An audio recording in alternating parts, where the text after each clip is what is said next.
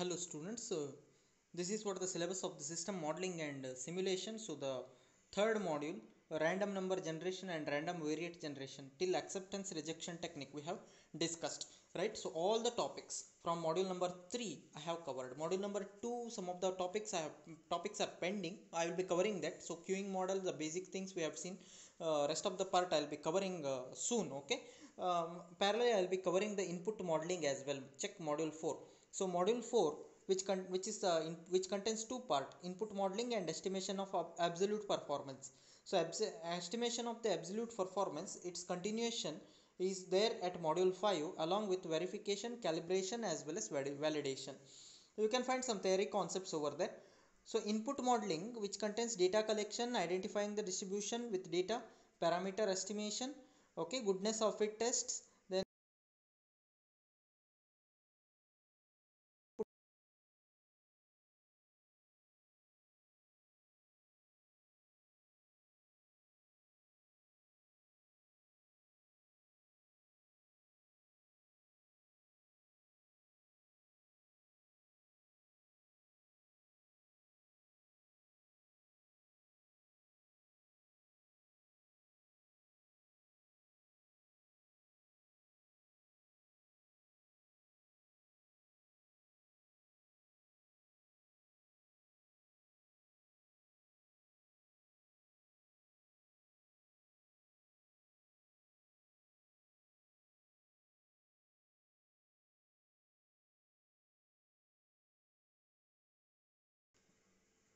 so we'll be discussing about the analysis of the simulation data, which is part 4 as per the textbook, as per the concepts they have arranged in the textbook.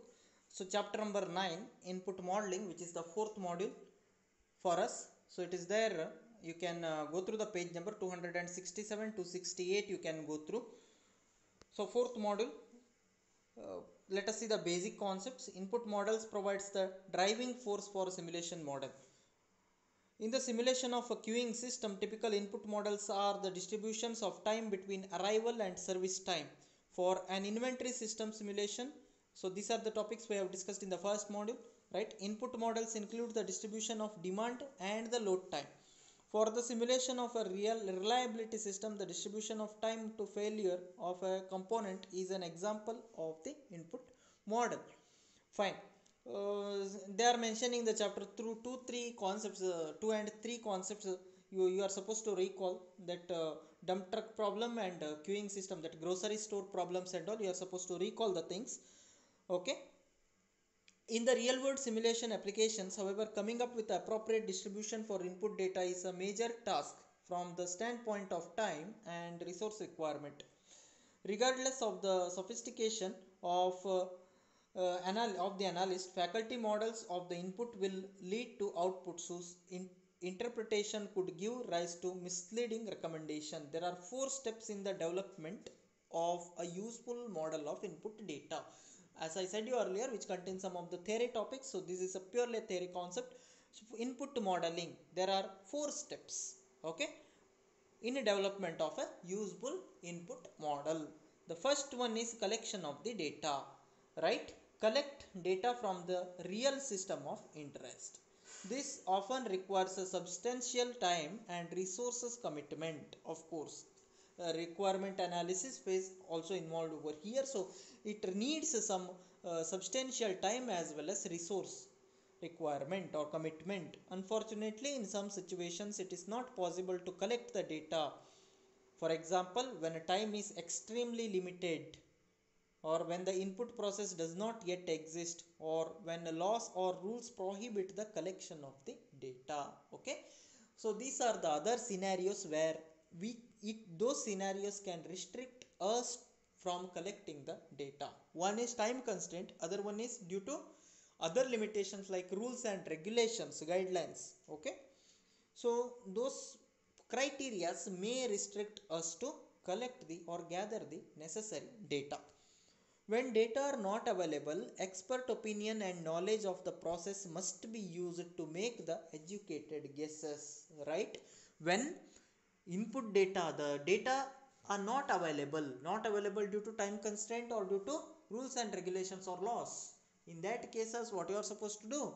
You have to make the expert, you have to take the expert opinion, you have to use the knowledge of the, you have to use the expert knowledge or your own knowledge, whatever, right? Apply your knowledge, apply your mind, and analyze what sort of data can be given for the system, right? Guess, making of the guess it is. Identify, second point, identify a probability distribution to represent when in to represent the input process. When data are available, this step typically begins with the development of the frequency distribution or histogram of the data. So analysis, this is again, given the frequency distribution and structural knowledge of the process, a family of distribution is chosen.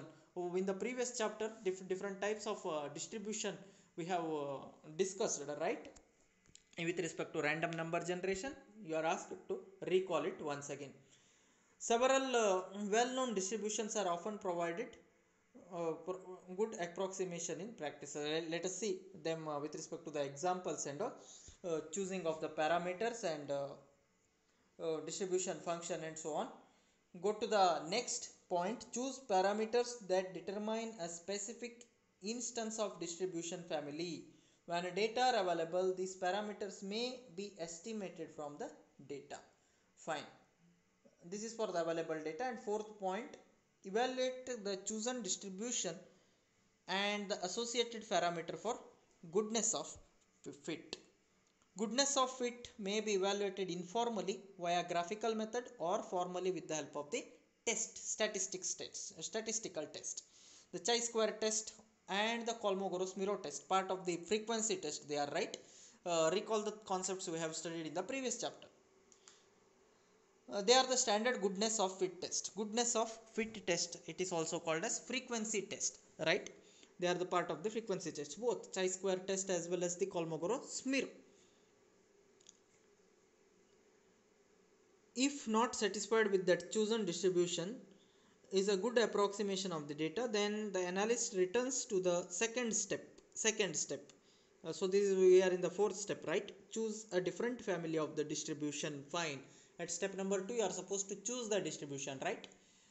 So at step number 4, it is observed that it is not the analyst is not satisfied with the data, obtained data, then he can or one can go for step number 2. You have to choose the different family of the distribution and repeat the procedure, setting up of the parameter, that is at step 3, and perform the fourth step, evaluation, right? Fine. Let us moving on to the first concept. These are all the introduction part. The first concept is the data collection. Okay, it is there at page number 270. I'll continue about the data collection in my next video. So please note down the things. Now we are talking about the module 4 concepts. So wherever it is relevant, I can come back to module 2 and explain the left out topics from module 2. And while explaining, I'll clearly mention from which module it is. Okay, thank you for watching.